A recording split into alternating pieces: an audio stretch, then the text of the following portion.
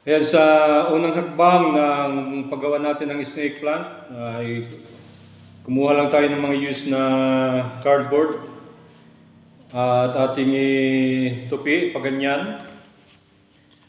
Bago natin gupitin ay atin munang pinturahan back to back.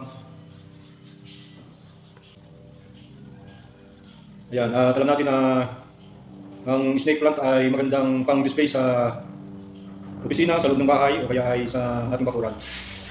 Ganun lang, simple, sa paggawa natin ng snake. Ang magiging resulta kapag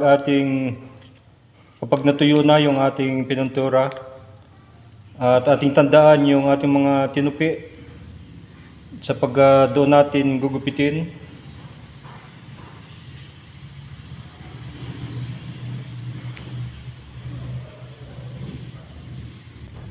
Ito na siya.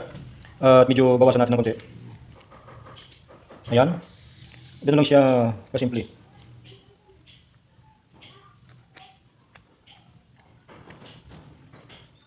Ayan, kuha tayo ng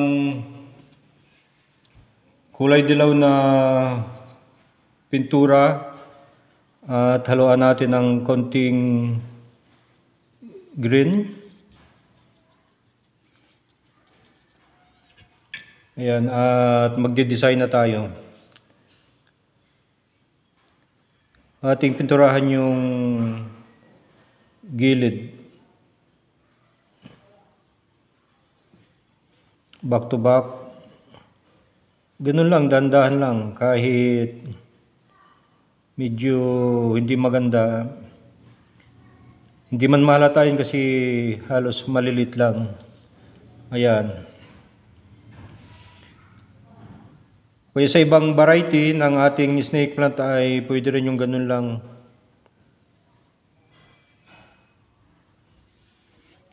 O kaya ganyan. Lagyan natin ng konting dilaw. Ayan.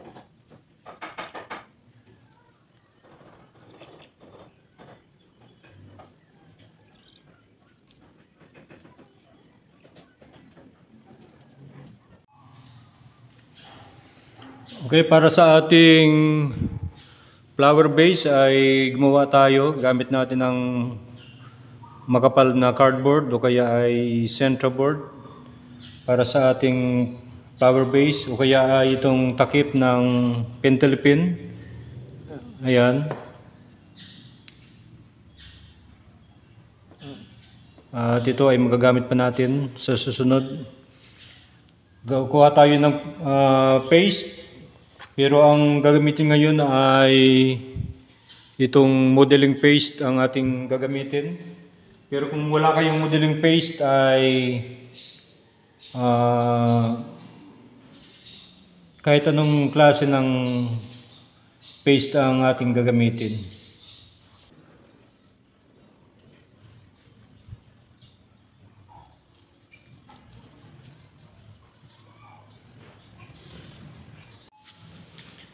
Ngayon ating lagyan ng sawdust yung paligid ng ating flower base. Kung wala tayong sawdust ay pwede naman yung pinong buhangin.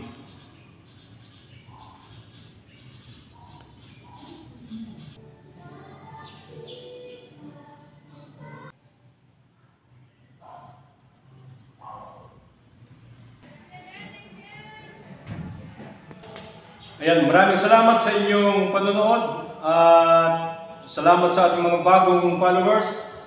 Ayan, sa mga bagong nag-subscribe at nag-follow ay antayin nyo yung aking pagbabalik. Pwede rin tayong mag-subscribe sa aking YouTube channel, Greg's Arts and Crafts.